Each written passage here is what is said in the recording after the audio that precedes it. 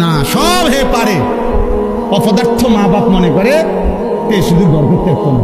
আমার দায়িত্ব তারে গড় করে দাও, আমার দায়িত্ব তারে বাজার করে আম খাওয়ান।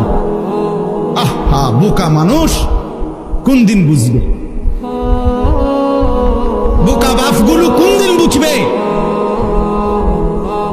হযরত ওমর রাদিয়াল্লাহু তাআলা আনহুর একটা ছেলে জীবনে একবার নবীজি সাল্লাল্লাহু আলাইহি ওয়াসাল্লামের একটি কথার বিপরীতে বিরোধিতা করে নাই, একটা যুক্তি দেখাইছিল, পাল্টা একটা ভিন্ন যুক্তি দিছিল।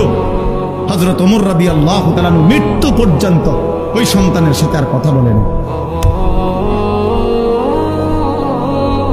কথা বলেন।